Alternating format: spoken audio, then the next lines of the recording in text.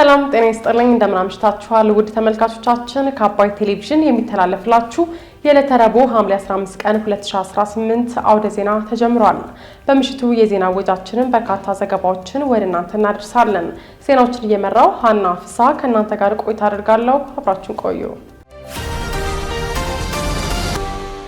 በመጀመሪያው ክፍለ ጊዜ የመረጃ ጥንቅር ሰዓታችን በትግራይ ክልል ስርዓት አልበኝነት ነግሷል ያለው ስምረት ፓርቲ ህዝቡ በተደራጀ መንገድ የራሱን ሰላምና ደህንነት እንዲያስከብር ጥሪ ማቅረቡን የሀገራዊ ምክክር ጉባኤ በሃይማኖቶች መካከል ያሉ መልካም ነገሮችን ለማስቀጠልና ተንጠልጥለው ያሉትን ለመቋጨት የሚደረግ ጉባኤ ነው ሲሉ የሃይማኖት አባቶች መግለጻቸውን የኢትዮጵያና የሳውዲ የውጭ ጉዳይ ሚኒስትሮች ቀጠናዊ ውጥረቱን በተመለከተ በስልክ መወያየታቸው መዘገቡን የተመለከቱ መረጃዎችን ወደ እናንተ እናደርሳቸዋለን። አብራችሁ ቆዩ። በትግራይ ክልል ስርዓት አልበኝነት ነግሷል ያለው ስምረት ፓርቲ ህዝቡ በተደራጀ መንገድ የራሱን ሰላምና ደህንነት እንዲያስከብር ጥሪ አቀረበ። የህወሓት ቡድን በትግራይ ክልል መኖር የማያስችል ስርዓት አልበኝነት ፈጥሯል ሲሉ የዲሞክራሲያዊ ስምረት ትግራይ ፓርቲ ምክትል ፕሬዝዳንት ሀፍቱ ኪሮስ ገልጸዋል። ምክትል ሊቀመንበሩ በአሁኑ ወቅት የህወሓት ቡድን የክልሉን ወጣቶች ለውጭ ኃይሎች አሳልፎ መሸጥን ጨምሮ የግዳጅ ወታደራዊ አፈሳ በማካሄድ ከፍተኛ ግፍና መከራ እያደረሰ ነው ብለዋል። አቶ ሀፍቱ የህዝቡን ሰላምና መረጋጋት ለመመለስ የፕሪቶሪያው የሰላም ስምምነት ሊተገበር እንደሚገባም አንስተዋል። አሁን በትግራይ ክልል ውስጥ የሚስተዋለው አፈሳና ኢሰብአዊ ተግባር ወጣቶች አካባቢያቸውን ጥለው እንዲሰደዱ እያደረገ መሆኑን ጠቅሰው ህዝቡ በተደራጀ መንገድ የራሱን ሰላምና ደህንነት ለማስከበር መቆም እንዳለበትና በአጭር ጊዜ ውስጥም ችግሩ መልክ መያዝ እንደሚገባው ተናግረዋል። በተመሳሳይ መረጃ የትግራይ ክልል ነዋሪዎች የህወሓት ቡድን የክልሉን ወጣቶች እያፈሰ ወደ ስልጠና ካምፕ እያስገባ መሆኑን ነዋሪዎቹ ተናግረዋል። ከመላው የክልሉ አካባቢዎች ወጣቶችን እያፈሰ በክልሉ ወደሚገኙ ማሰልጠኛዎች እንዲሁም ወደ ኤርትራ የወታደራዊ የማሰልጠኛ ካምፖች እያጓጓዘ እንደሚገኝ ነዋሪዎቹ ተናግረዋል ሲል ፋና ቴሌቪዥን በዘገባው አመልክቷል። በምስራቃዊ ዞን በጽርዕ ወንበርታ ወረዳ ሐይቅ መሳሃል ከተማ በሚገኘው የህወሓት የውትድርና ማሰልጠኛ በትግራይ ወጣቶች ላይ ግፍ እየተፈጸመ እንዳለም ነው ዘገባው ያመለክተው። በተመሳሳይ በምስራቃዊ ዞን አጽቢ ወንበርታ ወረዳ በተለያዩ ቀበሌዎች ማለትም በቀላሚን በእሶትና ከአፋር ጋር በሚያዋስኑ ጫካዎች እጅግ አሰቃቂ ግፍ የሚፈጸምባቸው ወጣቶች የተሞሉ የማሰልጠኛ ካምፖች እንዳሉ በዘገባው ተመላክቷል። በአጽቢ ወረዳ በቀላሚን ቀበሌ ልዩ ስሙ ውርጊሂቲ በሚባል ቦታ ሐምሌ 14 ቀን 2018 ዓ.ም የወረዳ አመራሮችና አርሚ 92 በመባል የሚታወቁ በአካባቢው የሰፈረው የቡድኑ ታጣቂ ኃይል ነዋሪውን በግድ ሰብስበው ትግራይ ለታገሉት ብቻ ናት ከእያንዳንዱ ቤት ቢያንስ አንድ ልጅ ትገብራላችሁ በማለት ህዝቡን ሲያስፈራሩና ሲያስለቅሱ መዋላቸውም ተዘግቧል። የሀገራዊ ምክክር ጉባኤ በሃይማኖቶች መካከል ያሉ መልካም ነገሮችን ለማስቀጠልና ተንጠልጥለው ያሉትን ለመቋጨት የሚደረግ ጉባኤ ነው ሲሉ የሃይማኖት አባቶች ገለጹ። ከትናንትና በስቲያ ሐምሌ 13 ቀን በቡድን ተከፋፍለው መመካከር የጀመሩት የሀገራዊ ምክክር ጉባኤ ተመካካሪዎች ዛሬም በየቡድናቸው በመሆን መመካከር የቀጠሉ ሲሆን ምክክሩ በሃይማኖቶች መካከል ያሉ መልካም ነገሮችን ለማስቀጠልና ተንጠልጥለው ያሉትን ለመቋጨት የሚደረግ ጉባኤ ነው ሲሉ የሃይማኖት ተቋማት ገልጸዋል። በኢትዮጵያ ኦርቶዶክስ ተዋሕዶ ቤተክርስቲያን መምህር የሆኑት ሊቀ ብርሃን ቀለመወርቅ ቢምረው በሀገራዊ ምክክር ጉባኤ ተመካካሪ ሲሆኑ ጉባኤው በሃይማኖት ልዩነቶች መካከል የሚፈጠሩ መልካም ነገሮችን ለማስቀጠልና ተንጠልጥለው ያሉትን እያደላደሉ ያልተቋጩትን ደግሞ ለመቋጨት የሚደረግ ጉባኤ ነው ሲሉ ተናግረዋል። ሃይማኖት እኩልነትና በሃይማኖት ምክንያቶች የሚፈጠሩ መልካም ነገሮችም አሉ፣ መጥፎ ነገሮችም አሉ። መፈቃቀር አለ፣ መከባበር አለ፣ መረዳዳት አለ፣ መገናኘትም አለ፣ ህብረት። ስለዚህ ይሄ ምክክር ጉባኤ እንደዚህን ነገሮች ተንጠልጥለው ያሉትን እንዲደላደሉ፣ የተበተኑትን እንዲሰበሰቡ፣ ያልተቋጩትን እንዲቋጩ በመልካም ደረጃ እንዲያልቁ የሚያደርግ የምክክር ጉባኤ ነው። እኛና ሃይማኖቶች ከተፈቃቀሩ ለሀገር ይበጃሉ። ህዝቡን በደንብ አድርገው መልካም አድርገው ይመክራሉ፣ ለሀገር ደግሞ መልካም ነገር ያሰራሉ። ስለዚህ የዛሬው ይሄ ሀገር አቀፍ የምክክር ጉባኤ ውጤቱ ስኬቱ የሚገኘው ወደፊት ያለውን ራዕይ የታሰበ ሁሉ ይፈጸምበታል ብዬ አምናለሁ። እንዲሁም በሀገራዊ ምክክር ጉባኤ ተመካካሪ የሆኑት የእስልምና ሃይማኖት መምህር ኡስታዝ አቡበከር አህመድ በበኩላቸው እንደ ማህበረሰብ ቁጭ ብለን መነጋገር አለመቻላችን ትልቅ ዋጋ እንዳስከፈለን በማንሳት በዚህ አለመተዋወቅ ምክንያት አንዱ ለሌላው በሚሰጠው አሉታዊ ስያሜና በሚፈጠሩ የጥላቻ ስሜቶች ሀገራችን ብዙ ጉዳት ማስተናገዷን ገልጸዋል።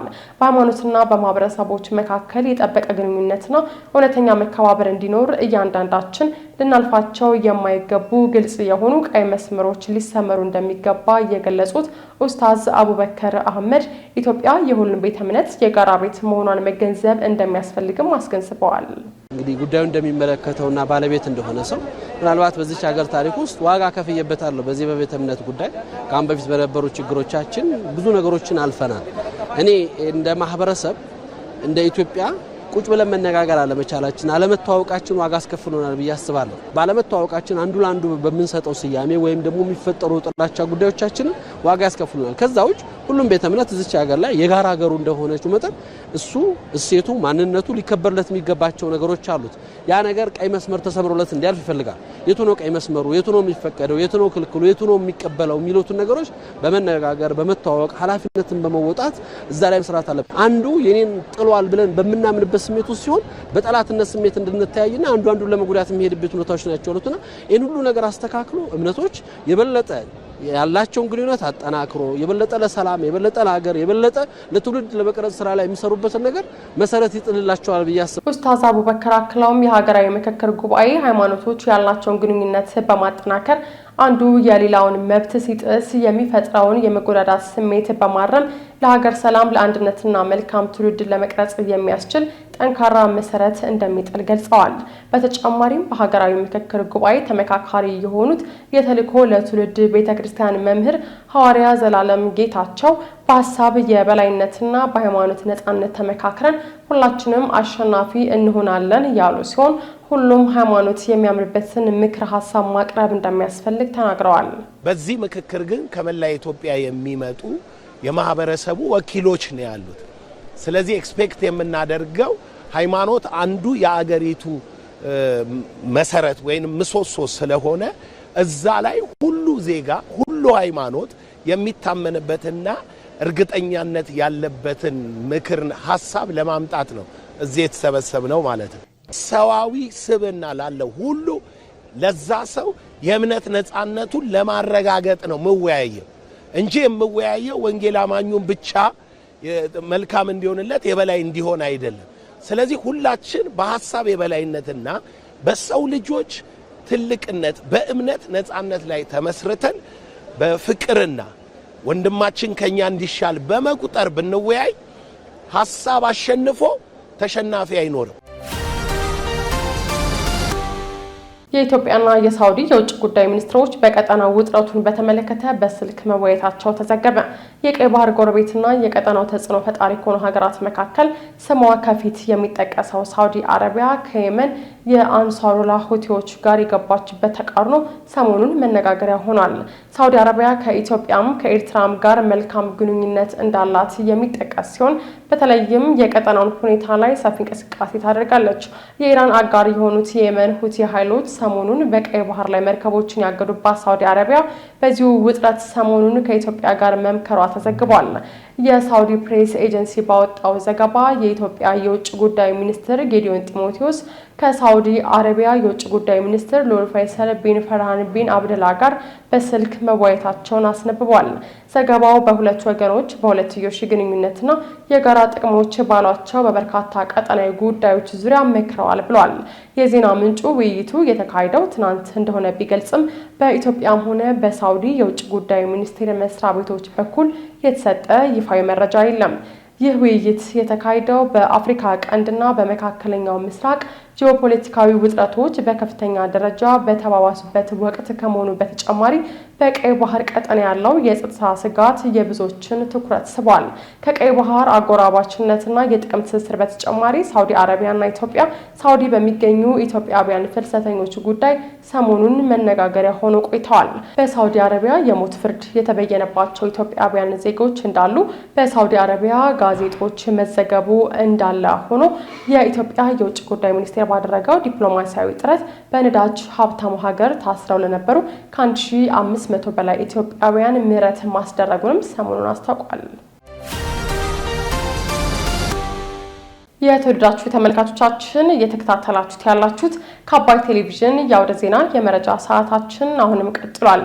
ወደ ሁለተኛው ዙር ጥንቅራችን ስናልፍ ደግሞ ኢትዮጵያ የሀገር ውስጥ ሽብርተኝነትን ለመዋጋት ጥረት እያደረገች ነው ያሉት አምባሳደር ሀደራ አበራ በመላው አፍሪካ የሽብርተኝነት እንቅስቃሴ መጨመሩን መግለጻቸውን ጄኤፍኤም 106.7 ሬዲዮ ጣቢያ ለ6 ወራት ከስርጭት መታገዱን የኢትዮጵያ መገናኛ ብዙሃን ባለስልጣን ማስታወቁን ጨምሮ ሌሎች ዜናዎችን ዘነበህሉፍ እንደሚከተል ያቀርባቸዋል።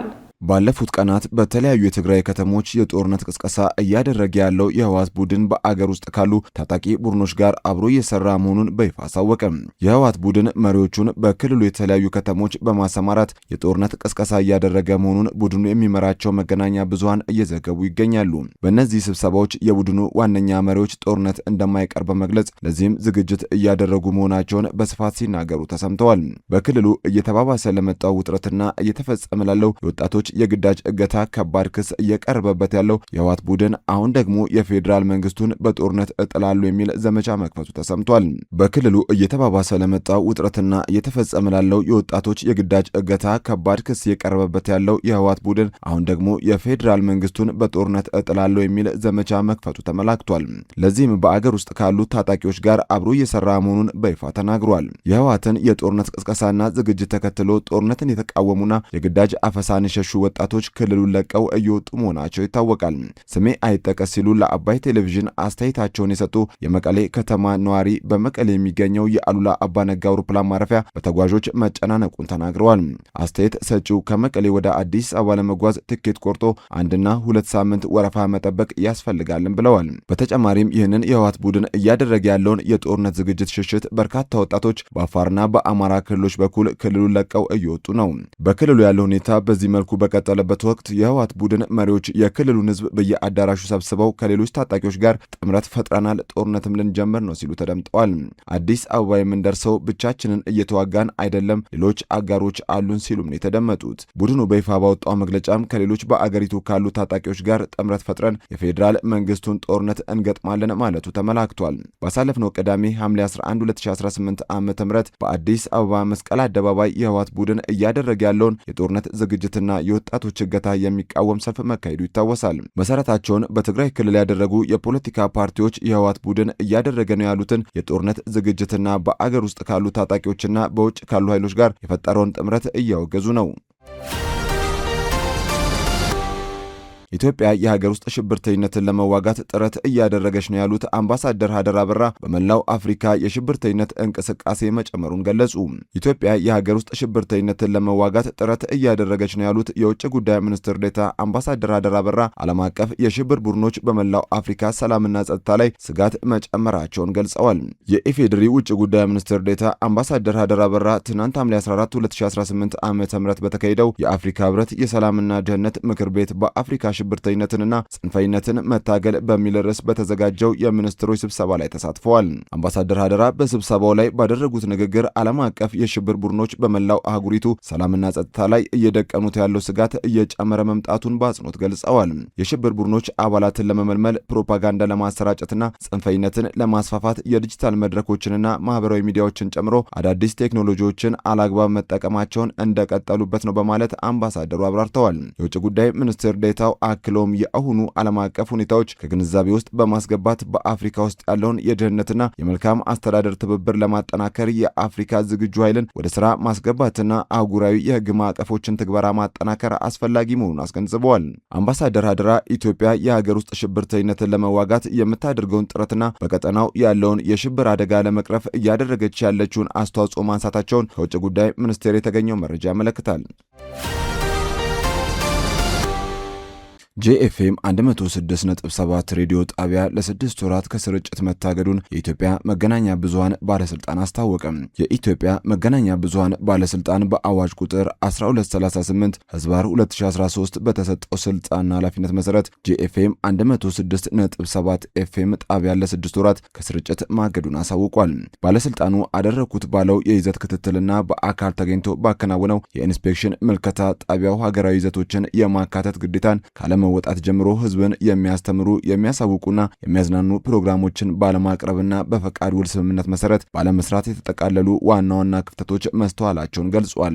ለነዚህ ጉድለቶችም በተደጋጋሚ ግብረ መልስ የቃልና የጽሑፍ ማስጠንቀቂያዎች ቢሰጡትም መሻሻሎች ሊታዩ ባለመቻላቸው እግዱ ሊጣል መቻሉን ባለስልጣን መስሪያ ቤቱ በማህበራዊ ትስስር ገጹ ባወጣው የእግድ ደብዳቤ ላይ አስታውቋል። በመሆኑም በፈቃድ ውሉ የተዘረዘሩ ግዴታዎች ሙሉ ለሙሉ ተሟልተው ተግባራዊ እስኪደረጉ ድረስ የሬዲዮ ጣቢያው ከሐምሌ 1 2018 ዓ.ም ጀምሮ ታሳቢ የሚደረግ ለቀጣይ 6 ወራት ከስርጭት ሙሉ በሙሉ ታግዶ እንዲቆይ ተወስኗል።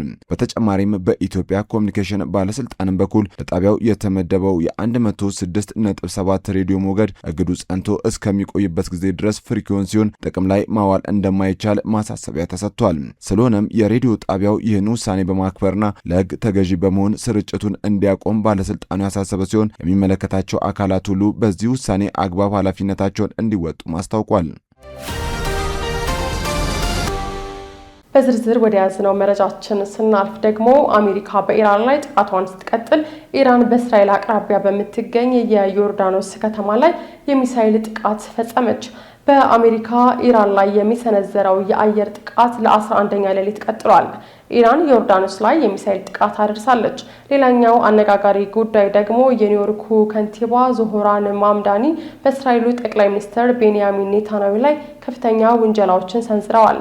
ዘርፋይል ሀብታሙ ተጨማሪ ያለው። አሜሪካ በኢራን ላይ ሌላ ዙር የአየር ጥቃት የፈጸመች ሲሆን በዋና ከተማይቱ በቴህራን ላይ የጸረ አየር መከላከያዎች ተኩስ ተከፍተዋል። ኢራን በእስራኤል አቅራቢያ ላይ በምትገኝ ዮርዳኖስ ከተማ ላይ የሚሳኤል ጥቃት የሰነዘረች ሲሆን በባህሬንና በሳውዲ አረቢያም የማስጠንቀቂያ ጥሪዎችም ተላልፈዋል።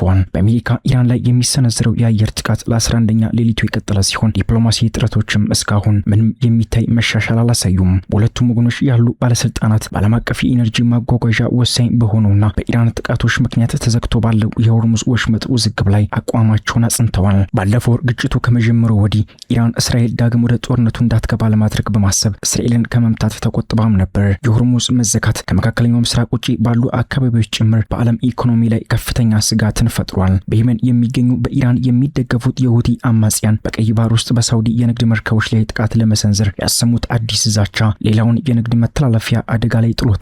ዮርዳኖስ ጦር 4 የኢራን ሚሳኤሎች በአቀባ ሰማይ ላይ ማክሸፉን ገልጾ ሌሎቹ ሁለቱ ግን ሰዎች በማይኖሩባቸው አካባቢዎች መውደቃቸውን ተናግሯል። በአቅራቢያ በሚገኙ እስራኤል ኤላይት ከተማ ሰዎች በቀረጹት ቪዲዮ ላይ የጭስ ደመናዎች በሰማይ ላይ ሲታዩም ነበር። ዮርዳኖስ 4 የኢራን ድሮኖችን ማክሸፏን ተናግራለች ሲል አሶሺየትድ ፕሬስ አስነብቧል። ሌላ የሚሳኤል ማስጠንቀቂያ በባህሬን የተሰማ ሲሆን ሳውዲ አረቢያ ደግሞ በፋርስ ባህረ ሰላጤ ዳርቻ በምትገኘው የዳማም ከተማ ነዋሪዎች መጠለያ እንዲፈልጉ ማሳስባለች። የአሜሪካ ጦር ለ11ኛ ምሽት በኢራን ላይ የፈጸመውን ጥቃት ማጠናቀቁን የገለጸ ሲሆን የጥቃቱ ኢላማዎችም የአውሮፕላንና የድሮን ማከማቻ ቦታዎችን ያካትቱ እንደነበር ዘገባው አክሏል። የኢራን ጤና ጥበቃ ሚኒስትር ባለፉት 11 ቀናት ውስጥ አሜሪካ ባደረሰችው ጥቃት 6 ሴቶችና 3 ህጻናትን ጨምሮ 53 ሰዎች መገደላቸውን እንዲሁም ወደ 600 የሚጠጉ ሰዎች መቁሰላቸውን ገልጿል።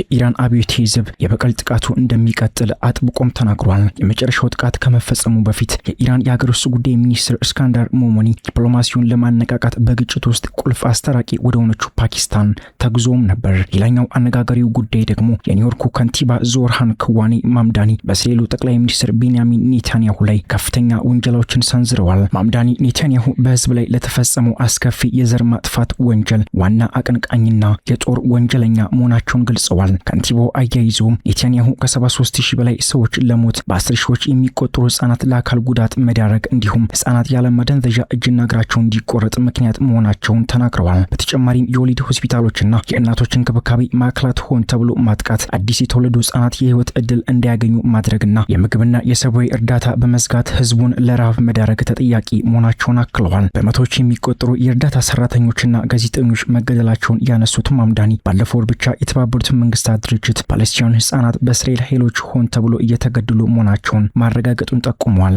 ይህ ሁሉ ግድያ የሚፈጸመው በአሜሪካ ታክስ ከፋዮች ገንዘብ በሚገዙ ቦምቦች መሆኑን የገለጹት ከንቲባው ዓለም አቀፍ የምርመራ ፍርድ ቤት በሳቸው ላይ የእስር ማዘዣ ማውጣቱ ትክክለኛ ምክንያት እንዳለውም ገልጸዋል። ስትከታተሉት የነበረው የዕለተ ረቡዕ ሐምሌ 15 ቀን 2018 ከአባይ ቴሌቪዥን የአውደ ዜና የመረጃ ጥንቅራችን ይህንን ይመስል ነበር። አብራችሁ ስለቆያችሁ ከልብ እያመሰገንን በያላችሁበት መልካም ምሽት።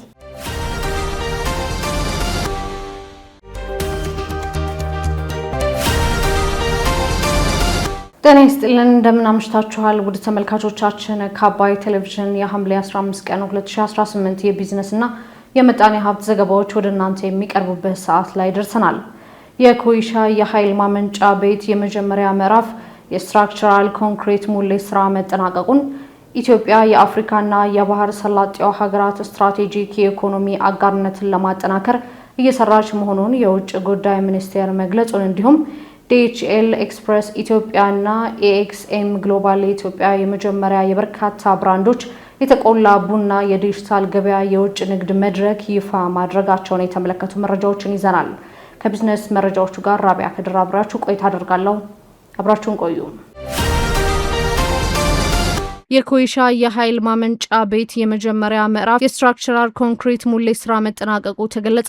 የፕሮጀክቱ የሲቪል መሐንዲስ አቶ ይታገሱ አያሌው ፕሮጀክቱ በኢትዮጵያ የኃይል ልማት ዘርፍ ከታላቁ የኢትዮጵያ ህዳሴ ግድብና ከጊቤ 3 የኃይል ማመንጫ ጣቢያዎች ቀጥሎ ሶስተኛ ደረጃ ላይ እንደሚገኝ ተናግረዋል። የግድቡ የአርማታ ሙሌት ግንባታ ከመከናወኑ በፊት ከ7 ሚሊዮን ሜትር ኪዩብ በላይ ልል አፈር የማንሳት ስራ መሰራቱን አቶ ይታገሱ ተናግረዋል። በአሁኑ ወቅትም ከ7.725 ሚሊዮን ሜትር ኪዩብ የአርማታ ሙሌት ውስጥ ከ6.2 ሚሊዮን ሜትር ኪዩብ በላይ የአርማታ ጥቅጥቅ ሙሌት መጠናቀቁንም ጠቁመዋል። ግንባታውን ለማፍጠን በሁለት ፈረቃ ለ24 ሰዓታት እየተሰራ መሆኑን የገለጹት አቶ ይታገሱ በየወሩ በአማካኝ ከ100,000 ሜትር ኪዩብ በላይ የአርማታ ጥቅጥቅ ሙሌት እየተከናወነ ይገኛልም ነው ያሉት። ግድቡ አሁን የደረሰበትን ከባህር ወለል በላይ ያለውን ከፍታ 623 ሜትር እንደሆነና ይህም የግድቡ ቁመት አሁን ላይ 136 ሜትር እንዲሆን ማስቻሉንም አንስተዋል። ግድቡ ሲጠናቀቅም ከባህር ወለል በላይ ያለው ከፍታ 685 ሜትር ነው ያሉት አቶ ይታገሱ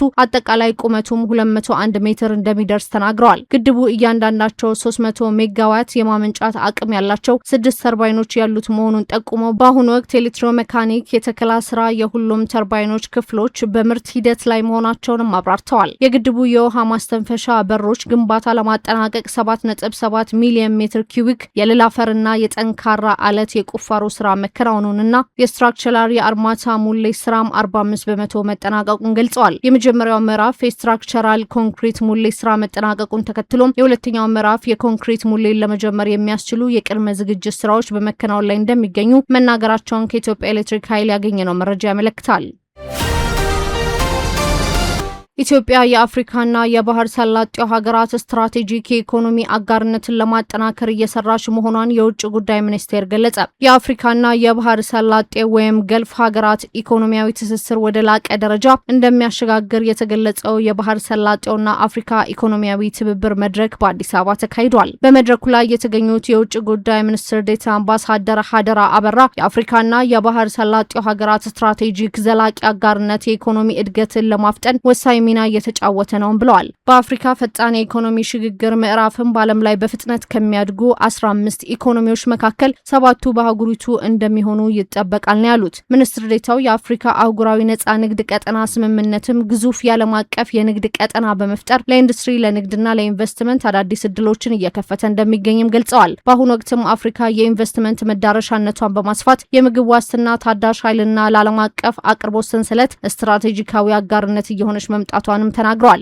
ኢትዮጵያ የአፍሪካ ህብረትና የዲፕሎማሲ ማዕከል በመሆኗ የአህጉሪቷንና የባህር ሰላጤውን ሀገራት ስትራቴጂክ አጋርነት በማጠናከር ቀጠናዊ የኢኮኖሚ ትስስርን ለማሳደግ ቁርጠኛ መሆኗን ሚኒስትር ዴኤታው ተናግረዋል። የውጭ ጉዳይ ኢንስቲትዩት የአውሮፓና የአሜሪካ ጉዳዮች ዳይሬክተር ሽመልስ ኃይሉ በበኩላቸው የአፍሪካና የባህር ሰላጤው ሀገራት ስትራቴጂክ አጋርነት ለኢኮኖሚ ሽግግርና ዘላቂ እድገት ከፍተኛ አስተዋጽኦ እያበረከተ ነው ብለዋል። የባህር ሰላጤው ሀገራት ኢንቨስትመንት በመሰረተ ልማት፣ በሎጂስቲክ፣ በታዳሽ ኃይል፣ በግብርና፣ በማኑፋክቸሪንግ፣ በፋይናንስና በዲጂታል ፈጠራዎች ላይ የተስፋፋ መሆኑንም ገልጸዋል።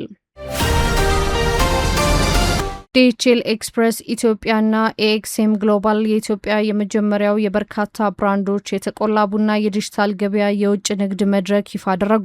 ዲኤችኤል ኤክስፕረስ ኢትዮጵያና ኤኤክስኤም ግሎባል ኃላፊነቱ የተወሰነ የግል ማህበር የኢትዮጵያን የመጀመሪያውን የበርካታ ብራንዶች የተቆላ ቡና የኢኮሜርስ የውጭ ንግድ መድረክ በዛሬው ዕለት በይፋ አስጀምረዋል። በኤኤክስኤም ግሎባልና በዲኤችኤል ኤክስፕረስ ኢትዮጵያ ስትራቴጂካዊ አጋርነት የበለጸገው ይህ አዲስ መድረክ በዓለም ዙሪያ የሚገኙ ደንበኞች ከተለያዩ ብራንዶች አዲስ የተቆላ የኢትዮጵያ ቡናን በአንድ የኦንላይን ገበያ ቦታ ገዝተው በጥቂት ቀናት ውስጥ እንዲረከቡ የሚያስችል እንደሆነ ተጠቁሟል። የኤኤክስኤም ግሎባል ዋና ስራ አስፈጻሚ አቶ ኢምራን ኑር ሁሴን ከአባይ ቴሌቪዥን ጋር በነበራቸው ቆይታ በዚህ ሂደት ደንበኞች 10 የኢትዮጵያ ቡና ብራንዶችን ማግኘት እንደሚችሉ ጠቁመው ተጠቃሚዎች ከ1 ኪሎ እስከ 1000 ኪሎ ድረስ ማዘዝ ይችላሉ ብለዋል። አክለውም ይህ ተነሳሽነት ዲጂታል ንግድን ለማስፋፋት የውጭ ንግድ ተወዳዳሪነትን ለማሳደግና እሴት መረባቸውን የግብርና ምርቶች ኤክስፖርትን ለማጠናከር ከሚደረገው አገራዊ ጥረት ጋር የተጣጣመ መሆኑን ገልጸው ወደፊትም በተለያዩ ሀገረኛ ምርቶች ላይ ለመስራት እቅድ እንዳለም ጠቁመዋል።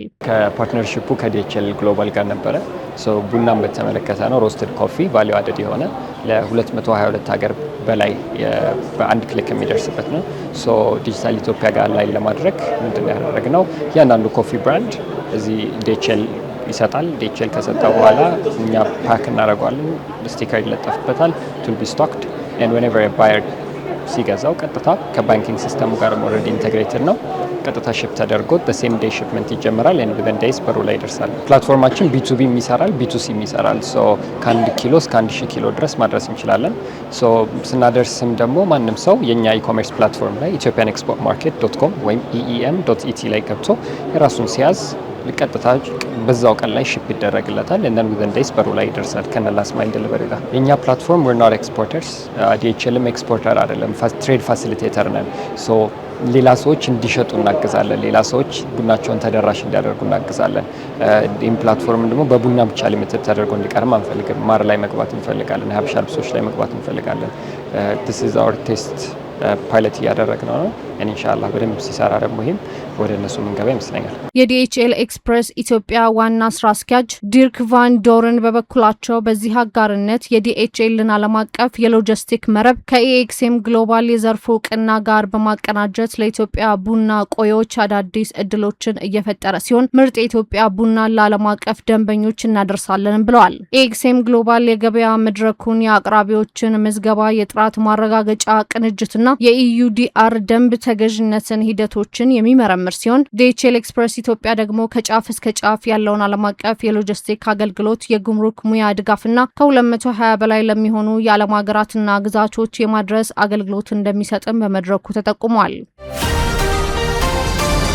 የዕለቱ የቢዝነስና የምጣኔ ሀብት ዘገባዎች የተከታተላችኋቸውን ይመስሉ ነበር። አብራችሁን ስለነበራችሁ ከልብ እያመሰገንን በያላችሁበት መልካም ምሽት